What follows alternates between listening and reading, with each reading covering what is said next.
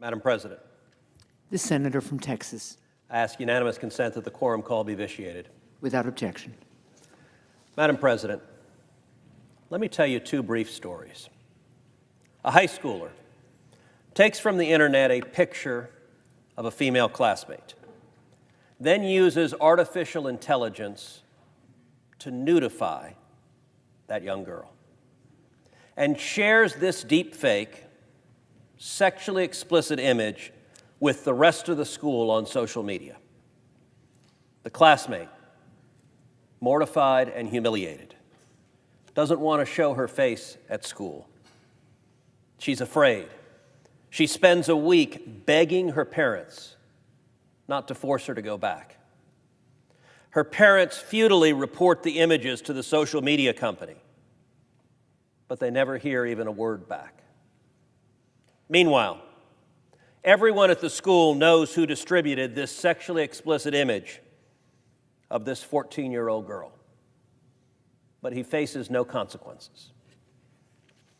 Here's a second story.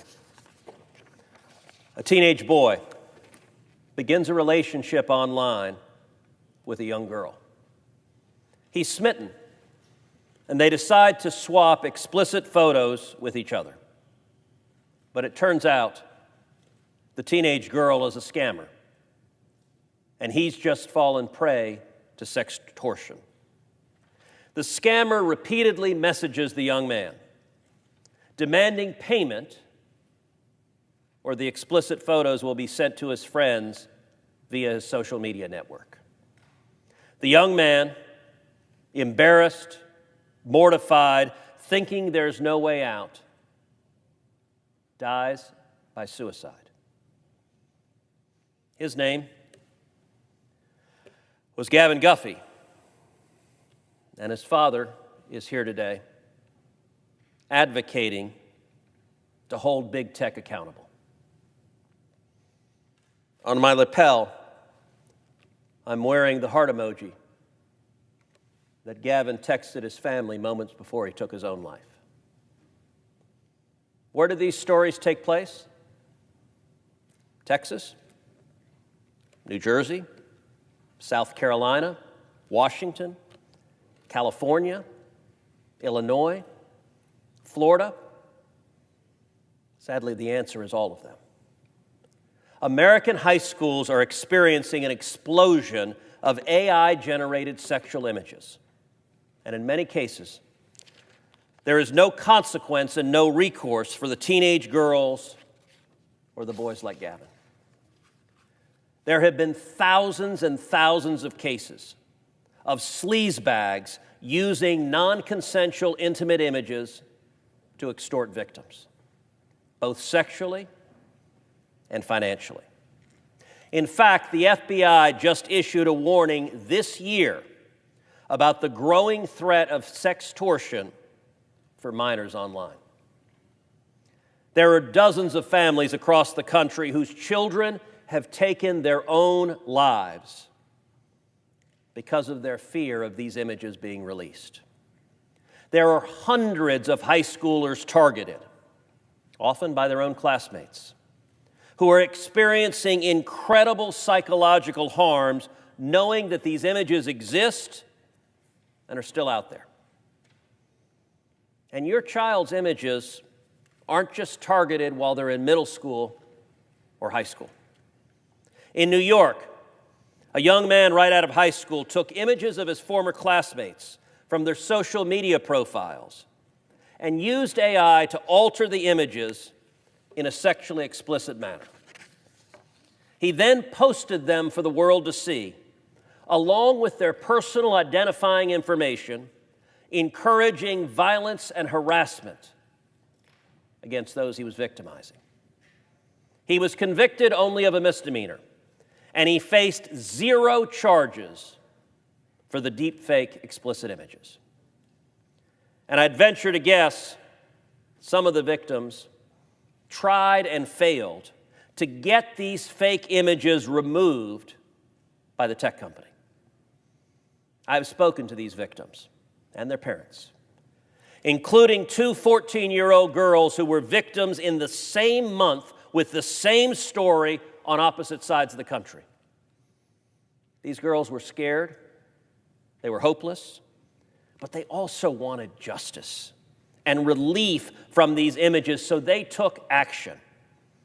Elliston Berry of Texas and Francesca Manning of New Jersey bravely spoke up about their experiences and how the Take It Down Act, my bipartisan legislation with Democrat Senator Amy Klobuchar, would have protected them and afforded them justice for these horrific acts. Both Elliston and Francesca testified at a field hearing for the Senate Commerce Committee, bravely sharing their stories.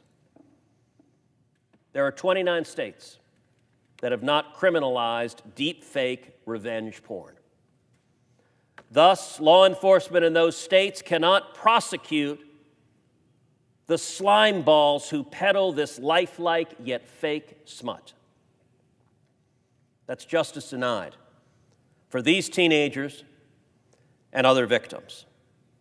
The Take It Down Act empowers victims across the entire United States. It makes it a felony for these creeps to use AI to create and publish fake, lifelike pornographic images of real people. Just as importantly, our bipartisan bill requires big tech to have a notice and takedown process so that every American, not just the Taylor Swifts of this country that are famous enough that they can get the images taken down, but every American, every teenager in junior high and high school who are victimized, like Elliston and Francesca and Gavin, can get these disturbing images taken offline immediately.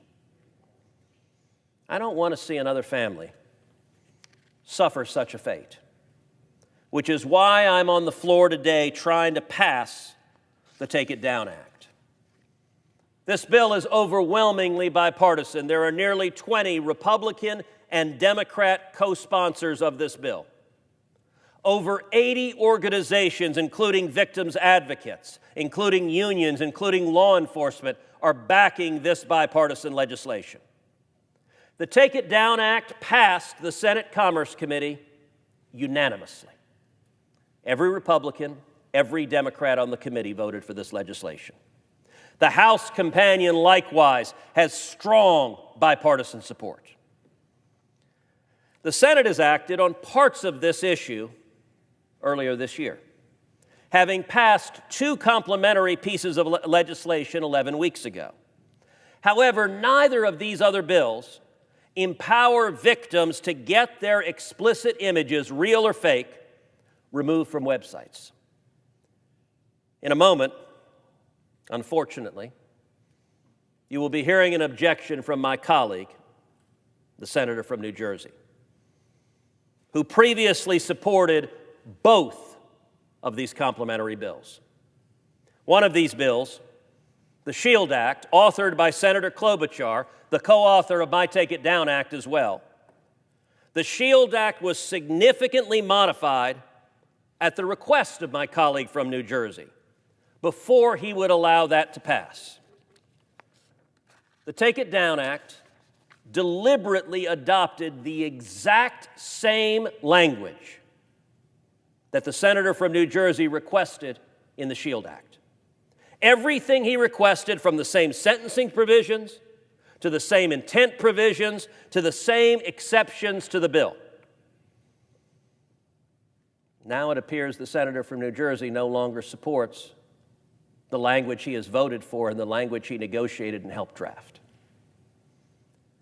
It cannot be that the senator from New Jersey is concerned about free speech matters because he has already agreed to pass two bills that deal with this very same issue using the same language.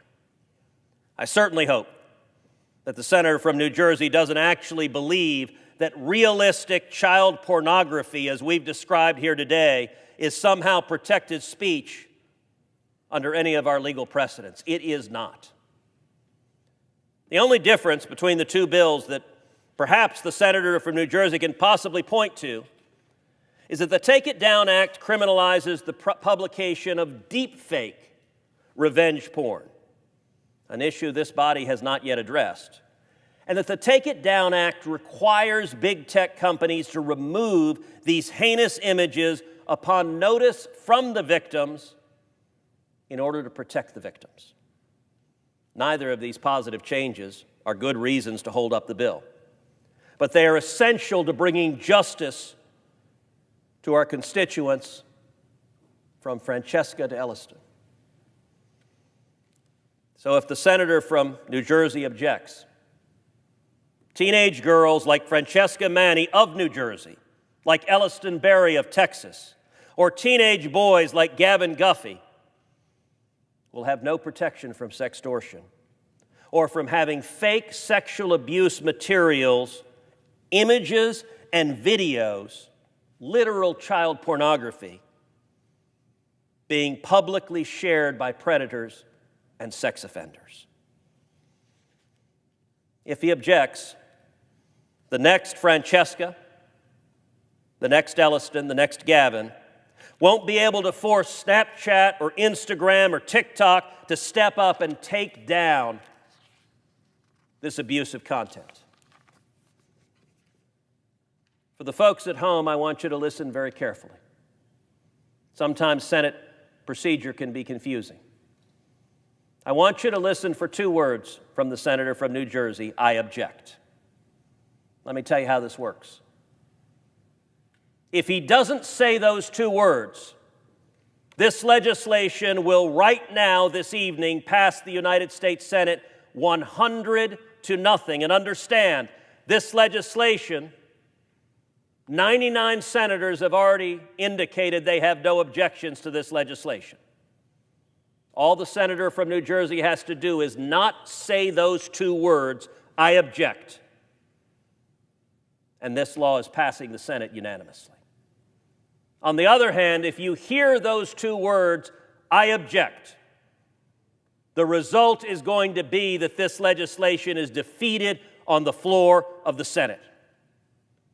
On behalf of Elliston Berry, on behalf of Francesca Manny, on behalf of the memory of Gavin Guffey and his family that still grieves his loss, on behalf of the countless teenagers and others who have been victimized by real and by deep fake explicit image, on behalf of the thousands more teenagers and women that are likely to be victims of this abuse in the future, I urge my colleagues to come together with a simple, bipartisan, common sense step and pass the Take It Down Act. Therefore, Madam President, as if in legislative session, I ask unanimous consent that the Committee on Commerce, Science, and Transportation be discharged from further consideration of S. 4569, and the Senate proceed to its immediate consideration. Further, that the Cruz-Klobuchar substitute amendment at the desk be agreed to, the bill as amended be considered read a 3rd time and passed, and that the motions to reconsider be considered made and laid upon the table. Is there objection? I object. The objection is heard. Madam President, I have to tell you I am saddened. The senator from Texas.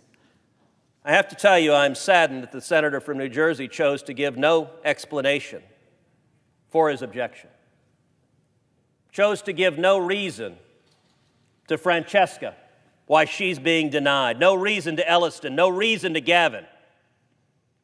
He had an opportunity to explain his objections. You know what he said? Nothing.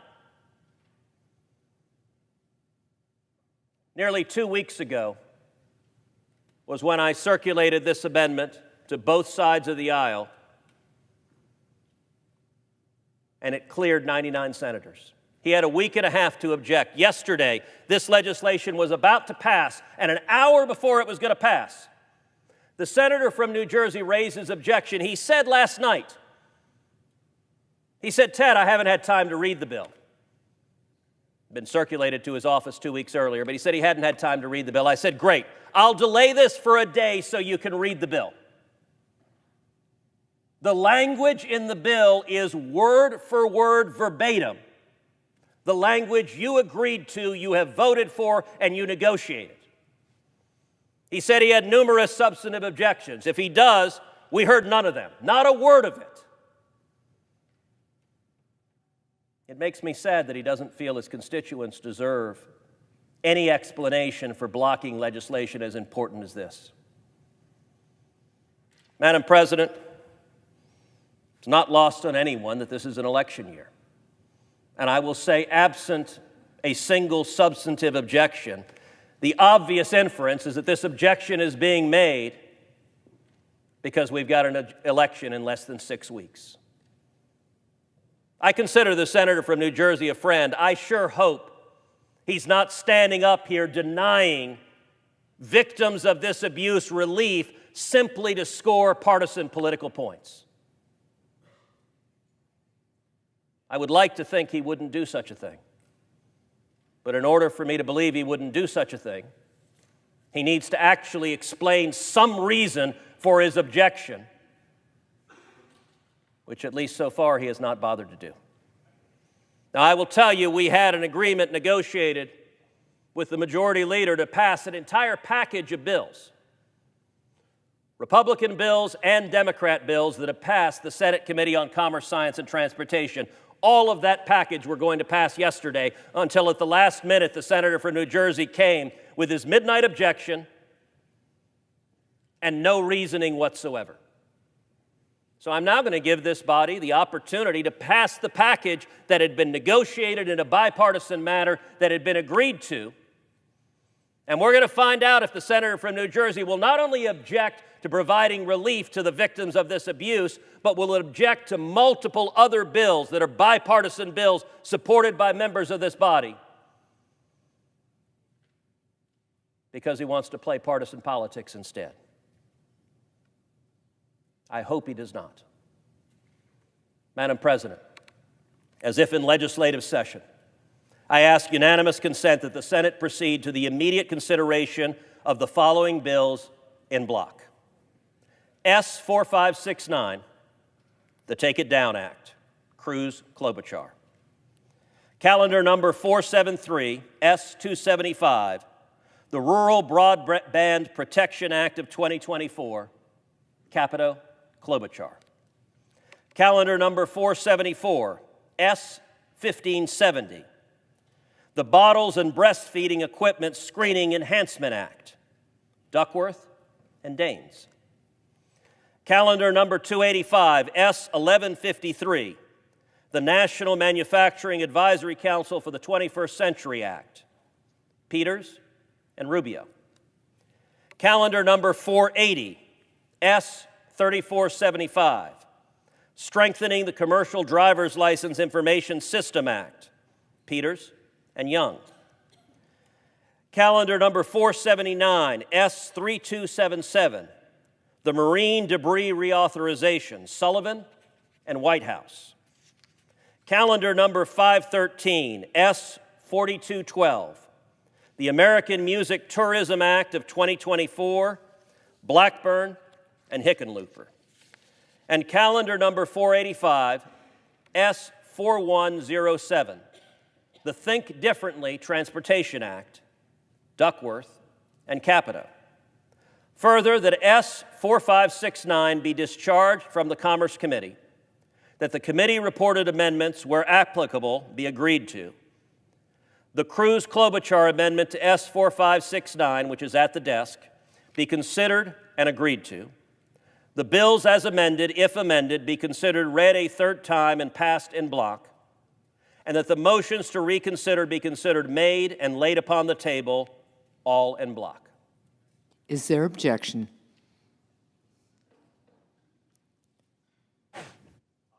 Object. The senator from New Jersey, objection is heard.